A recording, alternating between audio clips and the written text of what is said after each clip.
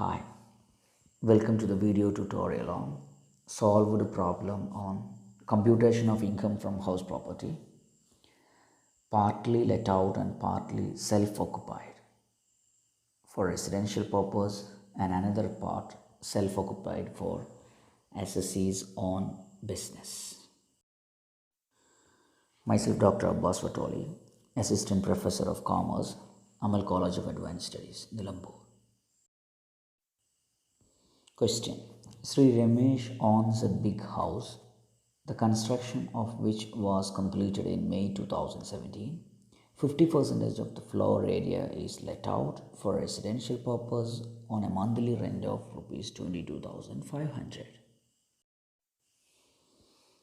25% of the floor area is used by the owner for his business, and remaining 25% of the floor area is utilized for the purpose of his residence. The other particulars are given as follows. Municipal valuation 6 lakh, standard rent 9 lakh, municipal tax paid 80,000, repairs 50,000, interest on loan for repairs 3 lakh, ground rent 12,000, annual charges 15,000, fair insurance premium 19,000. So the question is, compute taxable income from house property for the assessment year 2019-20. അപ്പോൾ നമ്മൾ സൊല്യൂഷനിലേക്ക് പോവുകയാണ്. Computation of income from house property for the assessment year 2019-20.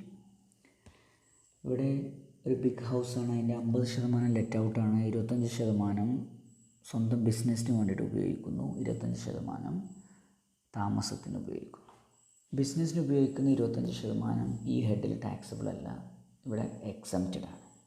അതുകൊണ്ട് let out ആയിട്ടുള്ള 50%-ൻ്റെയും residential പർപ്പസിന് self occupied ആയിട്ടുള്ള 25%-ൻ്റെയും annual വാല്യൂവും taxable വാല്യൂവാണ് compute ചെയ്യുന്നത്. ആദ്യം municipal വാല്യൂവും standard റെൻറ്റും തമ്മിൽ കമ്പയർ ചെയ്തു. 6 ലക്ഷമാണ് മുനിസിപ്പൽ വാല്യൂ, പക്ഷേ അതിൻ്റെ പകുതി 3 ലക്ഷം.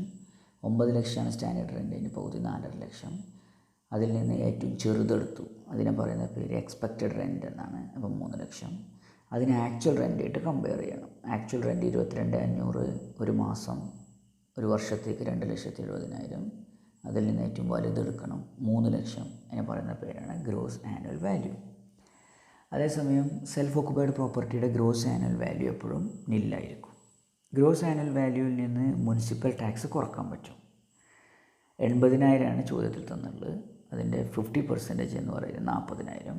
അത് കുറക്കുമ്പോൾ നമുക്ക് ആനുവൽ വാല്യൂ എന്ന് പറഞ്ഞിട്ട് 2,60,000 കിട്ടും ലെറ്റ് ഔട്ട് പ്രോപ്പർട്ടിയിൽ. സെൽഫ് ഓക്കുപൈഡ് പ്രോപ്പർട്ടിയുടെ ആനുവൽ വാല്യൂ എപ്പോഴും നില്ലായിരിക്കും. ഈ ആനുവൽ വാല്യൂവിൽ നിന്ന് വീണ്ടും നമുക്ക് സ്റ്റാൻഡേർഡ് ഡിഡക്ഷൻ കുറക്കാൻ പറ്റും. അത് ലെറ്റ് ഔട്ട് പ്രോപ്പർട്ടിയിൽ മാത്രമേ ചെയ്യാൻ പറ്റുള്ളൂ. 30% സ്റ്റാൻഡേർഡ് ഡിഡക്ഷൻ. സ്റ്റാൻഡേർഡ് ഡിഡക്ഷൻ ഉള്ളത് കൊണ്ട് തന്നെ മറ്റു സ്പെസിഫിക് എക്സ്പെൻസുകൾ കുറക്കാൻ പറ്റില്ല. ഇവിടെ 2,60,000-ൻ്റെ 30% എന്ന് പറഞ്ഞാൽ, അതുപോലെ ഇൻട്രസ്റ്റ് കുറക്കാൻ പറ്റും. ലെറ്റ് ഔട്ട് പ്രോപ്പർട്ടി ആണെന്നുണ്ടെങ്കിൽ ആക്ച്വലി എത്രയാണ് ഇൻട്രസ്റ്റ് പെയ്ഡ് അത്രയും കുറക്കാൻ പറ്റും. എന്നാൽ സെൽഫ് ഓക്കുപൈഡ് പ്രോപ്പർട്ടി ആണെന്നുണ്ടെങ്കിൽ കൺസ്ട്രക്ഷനോ പർച്ചേസിനോ എടുത്ത ലോണാണെങ്കിൽ 2 ലക്ഷം രൂപ വരെ ഒരു വർഷം കുറക്കാം.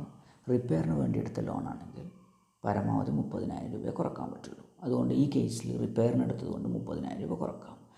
അങ്ങനെ നമുക്ക് income from house property let ഔട്ടിൽ 32,000 രൂപ പ്രോഫിറ്റാണ്, അതേസമയത്ത് സെൽഫ് ഓക്കുപൈഡിൽ 30,000 രൂപ നഷ്ടമാണ്. അപ്പോൾ net income from house property chargeable four tax എന്ന് പറയുന്നത് 2,000 രൂപ എന്ന് കിട്ടും. Thank you.